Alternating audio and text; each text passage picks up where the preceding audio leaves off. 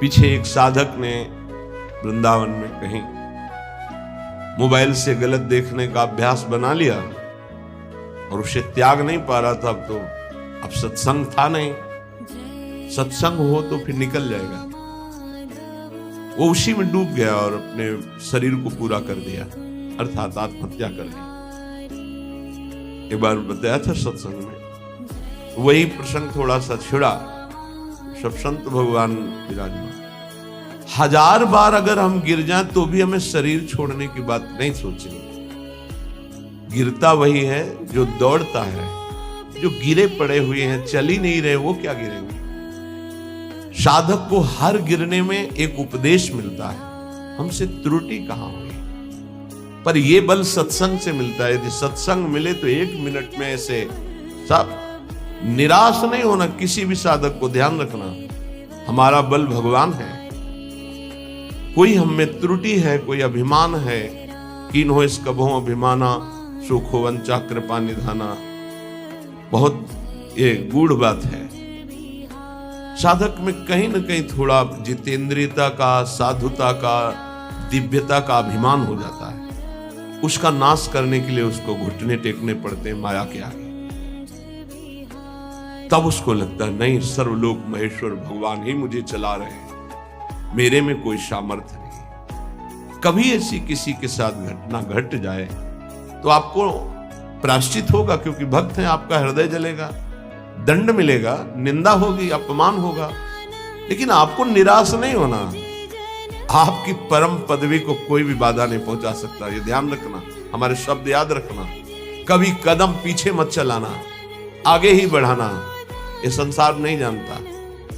तभी हम कहते हैं कि संतों के पास बैठकर जो सुना जाता है उनके अनुभव सुने जाते हैं। शास्त्रों में तो सब लिखा ही है, लेकिन जो शास्त्रों में लिखा है उसका उन्होंने साक्षात्कार किया है, फिर अनुभव करके बोल रहे। तो इस बात को समझे, 1000 बार त्रुटि हो जाए, गलती हो जाए, हम ये नहीं कहते गलती करो, लेकिन 1000 बार गलती हो जाए तो भी हमें प्रभु का मार्ग नहीं छोड़ना और अपने शरीर को किसी भी तरह से बाहरी दंड नहीं देना, आंतरिक दंड देना है। उपवास के द्वारा, कम आहार के द्वारा, परिक्रमा, नाना प्रकार की तपस्या का अनुष्ठान करके भस्म कर दो अपनी वासना को और प्रभु को प्राप्त करो। शरीर छोड़ने से आत्महत्या करने वाले की वो दुर्गति होती, भूत बनता कोई भी हो, चाहे साधु वेश में चाहे गृहस्थ में हो। पक्का समझना, आत्महत्या करने वाले को भूत योनि की प्राप्ति होती है और बड़ी दुर्गति होती है उसकी। एक बूंद पानी पीने को नहीं मिलता। पानी की प्यास की कीमत वही जानते हैं जिनको प्यास होने पर पानी नहीं मिलता। तुम क्या जानते? एक बूंद पानी उस जीवात्मा को नहीं मिलता जो प्रेत योनि को प्राप्त होता है, तो पागल बना घूमता है। फिर किसी निकृष्ट आचरण वाले के ऊपर सवार होकर तब वो अपनी प्यास बुझाना चाहता है। इसलिए इस मार्ग में चलने वाले पथिक को इतनी हिम्मत होनी चाहिए। लोकाः स्वच्छंद निंदाम बिंदधति यदि में किम ततो दीन दीनम। मैं दीन नहीं बनूंगा उस समय। ये हमारी बात को पकड़ना। हमारी निंदा हो रही, तिरस्कार हो रहा, अपमान हो रहा है। अगर गलती नहीं हुई तो दीन बनने की तो बिल्कुल आवश्यकता नहीं। अगर गलती हो गई तो भी दीन बनने की आवश्यकता नहीं। क्यों? क्योंकि कुश्ती लड़ने वाला ही हारता है, देखने वाले तो केवल तालियां बजाते हैं। सदैव विजयी नहीं रहता, कभी कभी दांव चूक जाता है, दोबिया पछाड़ में गिरता है। ऐसे ही है, हमारा युद्ध हो रहा है काम से, क्रोध से, लोभ से, मोह से, मद से, मत्सर से। ये क्या जाने, संसारी क्या जाने। मानो 30 वर्ष लड़ते हुए उसे व्यतीत हो गए, कभी घुटने नहीं टेका, लेकिन अगले मिनट में चूक हो गई और घुटने टेक दिया। अब संसार उसकी पराजय की निंदा करेगा। लेकिन हम उस उपासक को सपोर्ट करते हुए हृदय से कहते हैं, कभी नहीं, घुटने टेका, फिर खड़े हो और दौड़ प्रभु की तरफ। देख तो संसार पर विजय प्राप्त कर ही लेगा। नामे भक्ता प्रणश्यति। ये जरूरी नहीं है कि हम अपने शरीर को त्याग दें, क्योंकि ऐसी गलती, ऐसे प्राय जिनको सत्संग नहीं मिलता ऐसा कर देते हैं। निष्ठावान त्रिभुवन पर विजय प्राप्त करता है।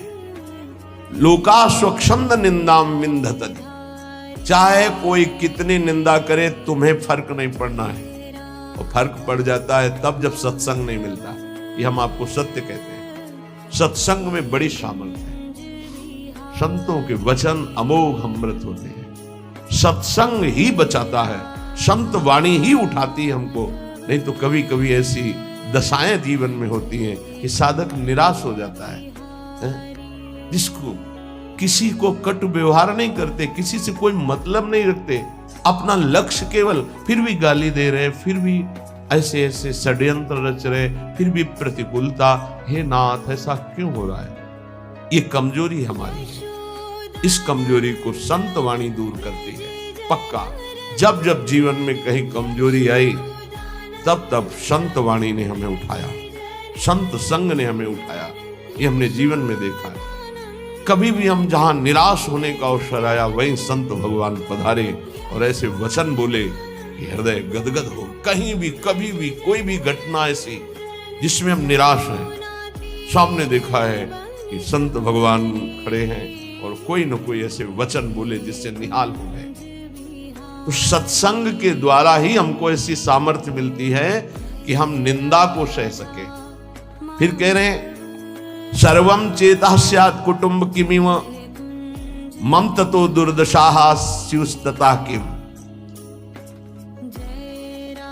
मेरे परिवार के सब लोग मुझे छोड़ दें, पक्का छोड़ देंगे, क्योंकि जहां जहां राग है वो हरि हटाएंगे, छोड़ देते हैं। जब आप सच्चाई से भजन करोगे, डरना मत।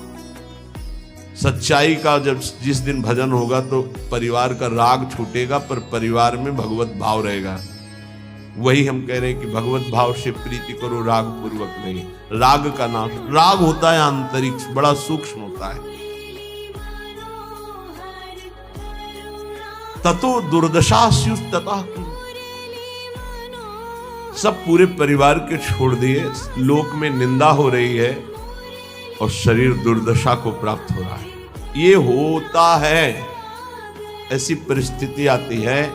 इसी में दिव्य शरणागति का उदय होता है। दिव्य शरणागति जिसे भगवान की पूर्णता होती है, भगवान जिससे तृप्त हो जाते हैं शरणागति, वो शरणागति इसी में होती है।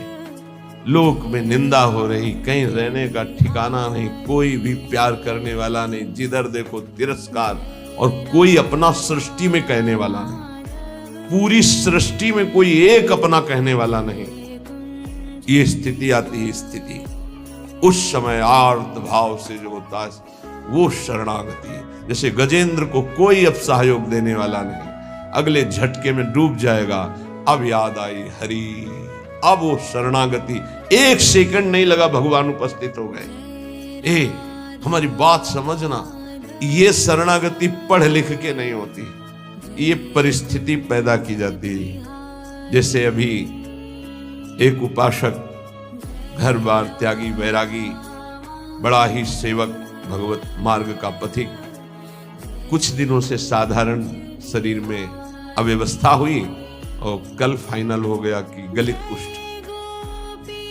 बहुत पुराना प्रारब्ध जागृत होता है। जैसे भीष्म जी 6 महीना बाणों की शैया पर, बाल ब्रह्मचारी, नैष्ठिक परम तप में युक्त। ऐसे ही जब हमारी भगवत प्राप्ति का योग बनता है, पक्का दिमाग में बैठा लो। कल या परसों कह रहे थे कि एकांत में सोचा करो कभी कभी कि अगर हमें कैंसर हो जाए तो, हमारी आंखें फूट जाए तो कल ही आ गया रिपोर्ट कि एक साधक को गलित कुष्ठ हो गया है। ये हम इसीलिए तैयार करते हैं, जैसे आर्मी के नहीं तैयार करते कि अगर कीचड़ में फंस गए तो कैसे निकलना है, पहाड़ में फंस गए तो कैसे चलना है, कैसे आपको चढ़ना है, कैसे दौड़ना है। ऐसे ही परमार्थ की ट्रेनिंग है। आपकी किडनी फेल हो जाए तो, आपका ऐसा हो जाए तो, आपका कोई न रहे तो, आपको कई दिन भोजन न मिले तो, आपको संसार निंदा करने लगे तो, इनमें सब में परिपक्व करना ये हमारा कर्तव्य है। परिपक्व होना अपने लोगों का कर्तव्य। अब वो साधक व्यथा तो होगी थी। गलित कुष्ठ का मतलब अभी तक तो मेरी दृष्टि में इसमें कोई भी औषधि का योग नहीं देखा था। अब नया चल पड़ा हो तो नहीं कहते, जैसे किडनी फेल होने का मतलब है मृत्यु, लेकिन अब डायलिसिस चल पड़ा है, उससे जब तक जिलाए तब तक जी सकते हैं, जब तक योग है। तो कल इसी सीढ़ी पे बैठकर उसको समझा, हे कदापि शोक नहीं, क्योंकि अंतिम फाइनल श्री जी की प्राप्ति होनी है तो अनंत जन्मों के पापों का योग होता है। ध्यान रखना, जो भगवत ऐसे ऐसे नीच पाप करने वाले हैं जुकाम नहीं होता, वो ऐसा सीधा साधक है कि कभी कोई शब्द सुन पाए वो तो मुश्किल है, वो ऐसा सीधा साधक है, रात दिन अपने संयम में, और उसको गलित कुष्ठ। ये बड़ा विचित्र खेल है। पूर्ण धर्म से चलने वाला, पूर्ण त्यागी, पूर्ण भगवत मार्ग, इतना भी कहीं अपराध की संभावना नहीं, किसी से कोई मतलब ही नहीं, कोई जानता ही नहीं, और उसको गलित कुष्ठ। ये क्या है? अनंत जन्मों का हिसाब बराबर श्री जी के पास जाना है। श्री जी के पास रामकृष्ण परमहंस जी के गले में कैंसर, भयानक पीड़ा का हर समय संयोग, किस लिए? अंतिम जन्म है, अब जाना है मुझे लाडली जी के पास जाना है। तो जितना हिसाब किताब है बराबर फटाफट बराबर होता है। तो संसारी आदमी डरता है, भक्ति में जो प्राप्त हो रहा है तुम क्या समझ रहे हो? हजारों बार जन्म करके मरना होता है ऐसे सड़ सड़ के, और ऐसे कुछ नहीं बिगाड़ पाएगा गलित कुछ नहीं बिगाड़ पाएगा। सभा में कह रहे कुछ नहीं बिगाड़ पाएगा। प्रारब्ध ही तो है ना, पूर्व पाप। राधा नाम से बढ़कर प्रारब्ध होता है क्या? है कुछ नहीं। कल यही सब है, कुछ नहीं। सियार नहीं पैदा होते सिंहों के सिंह ही होते हैं। हरिदास सिंह होता है। गर्जना करना हमारा कर्तव्य है। एक गर्जना में लाखों का कल्याण होता है, एक कदापि नहीं। शरीर भाव से ऐसे संतों को देखा है। बरगदिया बाबा, पैर से सड़ना शुरू हुआ, कीड़ा पड़ गया, मुख तेज में और शरीर में कीड़े, बैठे शांत भाव से, कीड़े पड़े हुए से। क्या? अंतिम जन्म में खत्म खेल। ये बड़े बड़े महापुरुषों के जीवन में आता है। यदि आप भगवत मार्ग में, अभी एक दो दिन पहले कहा था, यदि बैलेंस बना के चलोगे तो कोई बाधा नहीं। क्या? राधा राधा राधा राधा राधा, लड़का बच्चा परिवार भोग सामा। और जो अगर इसमें आ गए कि आपसे कुछ नहीं चाहिए, केवल आप चाहिए, फिर तो हिसाब किताब लंबा पड़ जाएगा। क्योंकि उनके गले लगने के लिए फिर कोई कर्म संस्कार नहीं बकाया रहेगा। पूर्व संचित क्रियमाण प्रारब्ध सबका विध्वंस होगा। अब विध्वंस का खेल मचेगा, तब सच्चिदानंद के गले लगोगे। तभी कहा, नारायण अति कठिन है, हरि मिलन की बाट, या में पग पीछे धरे, प्रथम शीश दे काट। ये आज आप जीना है तो कष्ट में जीना है, पूरे शरीर में। या सब शुरू हो गया। इसलिए घबराना नहीं है सुन करके कि भगवान की प्राप्ति का मतलब है गलित कुष्ठ रोग हो जाना, किडनी फेल हो जाना। तो और सब अमृत पी रहे हैं क्या? आप देखो अस्पताल बड़े बड़े भरे। ये आखिरी जन्म है भक्त का, इसलिए बहुत जल्दी जल्दी डॉक्टर के पास रहोगे तो डरोगे नहीं। सत्संग सुनते रहोगे ना तो तुम डरोगे नहीं तो डर जाओगे। इसीलिए जल्दी कोई श्री कृष्ण से मिलना नहीं चाहता। ये बड़े खिलाड़ी हैं। यहाँ लगन लगन सब कोई कहे, लगन कहावै सोए, जा लगन में तन मन डारे खोए। आपसे प्यार किया है, नरक भेजो। अब इन धमकियों से हम डरने वाले नहीं। अब आपको दौड़कर गले लगाएंगे, यही लगाएंगे। दे आप भी नहीं रोक सकते। बोले इतना गरज कर कैसे बोल रहे हो? गुरु ने मंत्र दिया है हमको इनको वश में करने का। ये जो मंत्र है जानते हो, इसे क्या कहते हैं? निज मंत्र। निज मंत्र, वो मंत्र जैसे हाथी को अंकुश वश में कर लेता है, ऐसे हरि को मंत्र वश में कर लेता है। गुरु मेहरबान हो गए तो चेला पहलवान हो गया। अब हरि भी नहीं रोक सकते अपने मिलने से, अब हरि भी नहीं रोक सकते अपने मार्ग में। क्यों? गुरु ने। हाँ, बस गुरु केवटिया से मिले रहना, कुछ लेना न देना, मगन रहना, निश्चित पार हो जाओगे। सुना था एक राधा कुंड के भगवान संत की चर्चा में कि गलित कुष्ठ आया कहा 12 वर्ष का। हाँ, तो अपने लोगों के पास ले आएगा, अपने लोगों के पास ऐसे आता है, पूरा आके चढ़ बैठा। जब चढ़ बैठा है तो राधा के लिए कुंज का स्वरूप वो जानता नहीं है, स्वागत उसका बढ़िया होगा, कुछ नहीं होगा, देख लेना। हम क्या कह रहे हैं? कुछ नहीं होगा, देख लेना। क्या होगा? श्री जी गले लगाएंगे। संसार क्या करता? बोले स्यात् कुटुंबम किमिमम ततो दुर्दशा। दुर्दशा देखकर परिवार के लोग भी हट जाते हैं। पक्का ये खूब देखा है। 2-4 दिन वाली प्रियता बात अलग है, या बहुत बहुत जननी थोड़ा प्यार, फिर इसके बाद कोई प्यार नहीं करता संसार। पक्का आप लोगों को भूल भुलैया में फंस रहे हो, इसलिए ऐसा लगता है। नहीं, अपने जीवन में देखा है और पक्की बात है, कोई प्यार नहीं। अगर कोई प्यार करता है तो भगवान, अगर कोई प्यार करता है तो भगवान जिससे प्रेरित करते हैं, वो अन्यथा नहीं। दुर्दशा स्युस्ततः कि मेरी दुर्दशा हो जाए तो अभी मेरा क्या। जब कोई होता है तो उसमें बैठकर वो बोलती है, और जब कोई प्रकट में नहीं होता है तो वो स्वयं बोलती है। तो धन्य है उसका जीवन कि जब शरीर दुर्दशा में हो और कोई प्रकट में पास न हो, तो ये लाडले दोनों खेलते खेलते आ जाते हैं, प्रिया प्रीतम बात करते। ये कथा नहीं कह रहे, ये व्यथा कह रहे हैं। हृदय की जब व्यथा उत्पन्न होती तब कथा की रचना होती, तब उसकी जीवनी की रचना होती। दुर्दशा मांगो, मांगोगे? कोई हिम्मत है किसी की कि प्रभु मुझे ऐसी दुर्दशा दे दो जिसमें आपके सिवा कोई भी ना हो। और ये संसार, जिस कमरे में आप होगे उस कमरे की खिड़की में भी नहीं झांकेगा कि कहीं ऐसे न कह दे, बुला न ले। पक्का खूब अच्छे से देखा है, खूब अच्छे से। ये बात बहुत इसलिए रुक रुक के कह रहे हैं कि जीवन में सबके आता है, सब दिन होत न एक समान। एक दिन तुम सुख से इतराते हुए छाती फुलाकर अभिमान से डोल रहे हो, जब तुम्हारे कर्म का परिणाम आएगा तो छाती फुला के फिर सहने की ताकत नहीं होगी। इसलिए अभिमान मत करो, पाप मत करो। पीछे का हिसाब ही इतना है, लाखों बार जन्म ले तो भी हम नहीं भोग पाएंगे। उसको मिटाने के लिए मानव देह मिला है, खूब नाम जप करते हुए उसको मिटा दो। सेवाधीशश्च न स्याद् यदि किमुततः श्रील वृंदावने हम।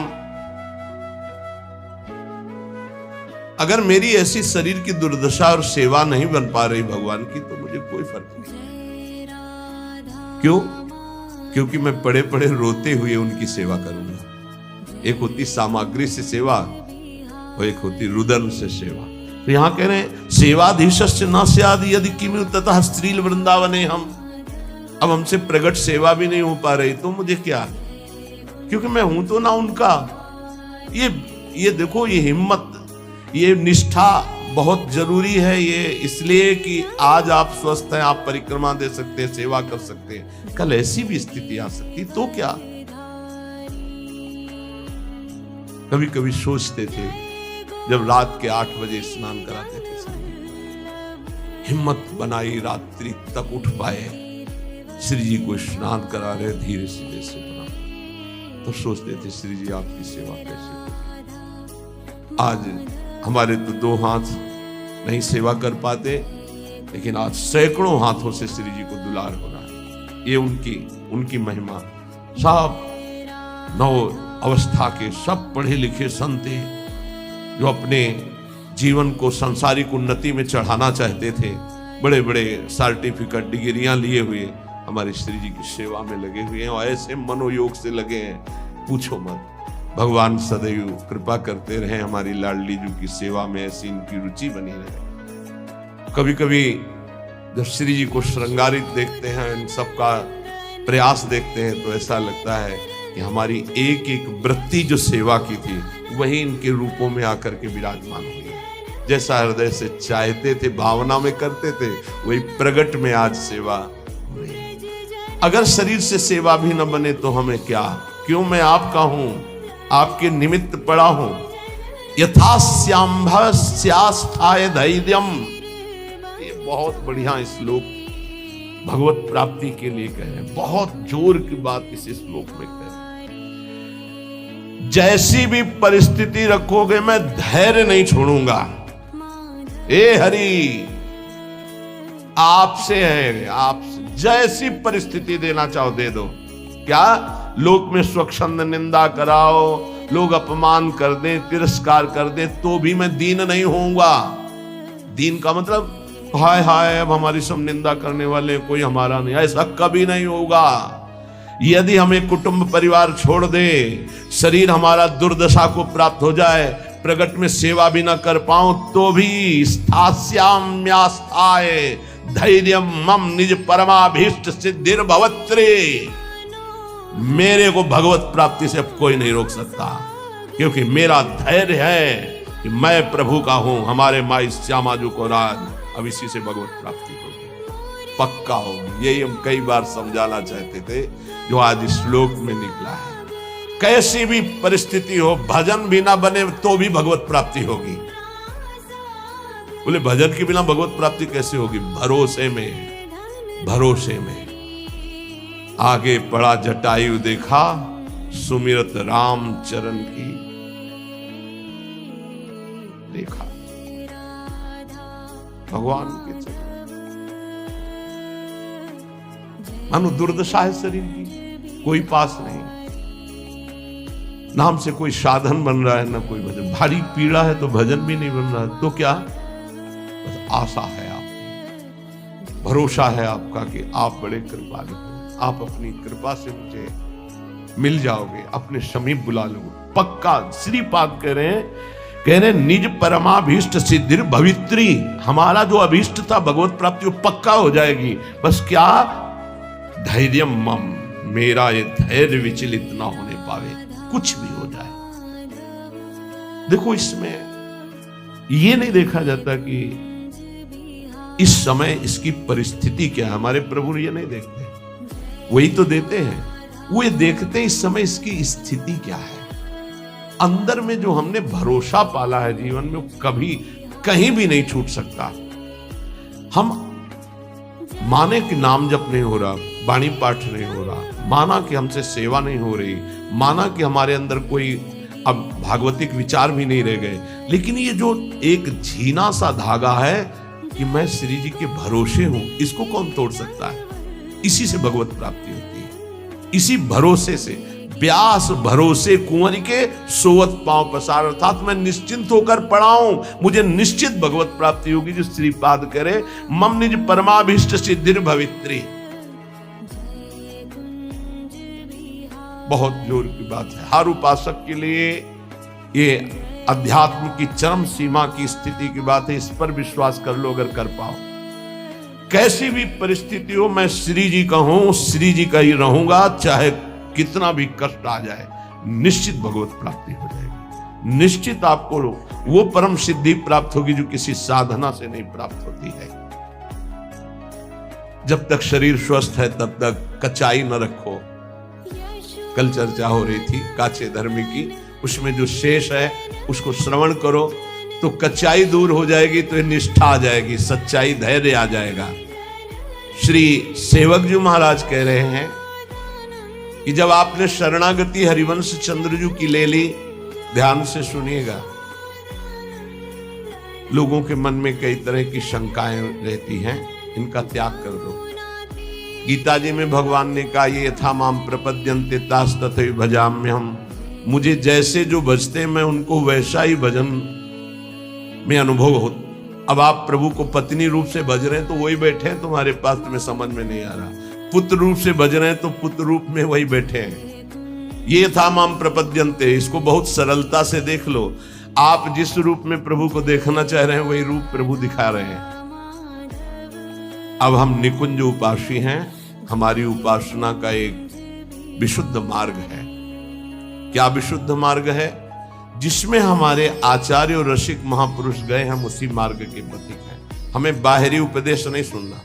क्या बाहरी उपदेश? आज तो अमुक व्रत है, आज ऐसा है, आज ऐसा। देखो, बहुत शास्त्रों का सम्यक आराधन करके बोल रहा हूं, ये ना समझो कि मुझे पता नहीं। जैसे किसी का प्रश्न आता है कि बिना तुलसी के ठाकुर जी का भोग नहीं लगता, ये जानते हो कहां आता है? जहां हरि चरणों की उपासना है। खूब विशुद्ध भाव से इसका मूल जड़ तक चिंतन करने वाला ये भाव है। कोई ऐसा ना समझना कि बाहरी। तुलसी जी कौन है? वृंदा। कौन सी वृंदा? यहां वृंदावनेश्वरी की सखी वृंदा सखी नहीं, ध्यान रखना। ये वृंदा सखी नहीं, अधिष्ठात्री हैं। अनादि वृंदावन, अनादि वृंदा सखी। ये वो वृंदा जो नारायण को पति रूप में बनाना चाहती थी। तो देवर्षि नारद जी आए और कहा, देवी, नारायण को ऐसे तुम पति रूप में नहीं बना पाओगे, पहले तुम्हारे पातिव्रत धर्म की परीक्षा होगी। बोले देने के लिए तैयार हूं। बोले एक व्रत तुम्हारा पातिव्रत यदि पास हुआ तो नारायण तुम्हें पति रूप में प्राप्त होंगे। बोले तथास्तु। आप हमें बोलिए किसके साथ मैं अपनी आराधना का स्वरूप प्रकाशित करूं। उनका जालंधर राक्षस, इसको पति बनाना होगा और तुम्हारे पातिव्रत से त्रिभुवन में पता चलना चाहिए कि तुम्हारी जैसी कोई सती और पतिव्रता नहीं। बोले जैसा आप आदेश करेंगे। ऐसा जालंधर राक्षस पति रूप में वर्ण किया और ऐसा सतीत्व तो पूरा चरित्र है, त्रिभुवन में कोई उसका बाल बांका भी नहीं कर पाया। सती वृंदा के पवित्र चरित्र और उनकी उपासना के कारण भगवान शंकर आदि बड़े बड़े देवताओं ने दिव्यास्त्रों का प्रयोग किया, जालंधर का कुछ नहीं बिगड़ पाया।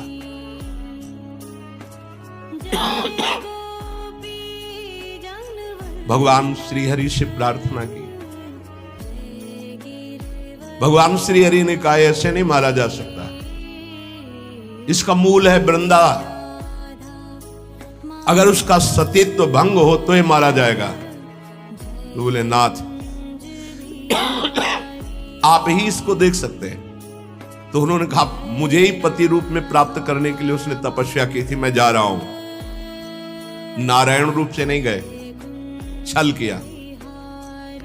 जगत मंगल के लिए उस दैत्य को मारने के लिए भगवान उसका रूप धारण किया, जालंधर का। जब सतीत्व भंग हुआ तो उसे होश आया। उसने कहा, मेरे पति जैसी चेष्टा नहीं, कौन हो?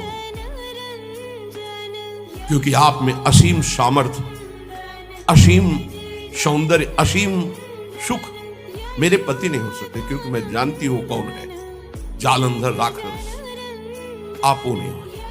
आप कौन है? अपने रूप में भगवान। तो उन्होंने कहा, माना कि आपके लिए ही तप कर रही थी, लेकिन इस समय मेरा पति जालंधर, अब मैं मानती हूं मारा जाएगा, क्योंकि मेरा तप नष्ट हुआ। मैं आपको शाप देती हूं, आप पाषाण रूप हो जाएं। तो नारायण शालिग्राम बन गए। तो कहा, मेरे लिए ही तूने तप किया था, नारद जी ने तो तुझे पातिव्रत धर्म की परीक्षा के लिए जालंधर को व्यर्थ में मुझे शाप दिया, इसलिए मैं शाप देता हूं, तुम वृक्ष रूप हो जाओ। वही तुलसी जी का व्रत। तो बिन तुलसी हरि एक न मानी, नमो नमो तुलसी महारानी, नमो नमो। शालिग्राम की सेवा तभी पूर्ण मानी जाएगी जब तुलसी जी होंगी। और वही पद्धति वैष्णव जनों ने अपनाई, भोग की। लेकिन हमारे यहाँ प्रिया और लाल और सब सहचरिया हैं। तो यहां वो वृंदा नहीं है, यहां वृंदावनाधीश्वरी की नित्य सहचरी वृंदा, जो वृंदावन की अधिष्ठात्री देवी। तो वृंदावन अनादि और वो देवी अनादि। तो यहां तुलसी जी का प्रवेश चरणों में है, ना कि भोग में है। चरणों पे तुलसी जी चढ़ाई जाती है। और यहां महारानी की जय बोली जाती है और किसी की जय नहीं बोली जाती कि आज अमुक व्रत की जय, अमुक नहीं। यहां मेरी महारानी श्री राधा रानी, जाके बल में सबसों तोरी लोक वेद कुलकानी। ये वृंदावन है, ये वृंदावनाधीश्वरी प्रेम रंग को प्रदान करने वाली, लाल को अधीन करने वाली महान, जिनकी चरण रज में अनंत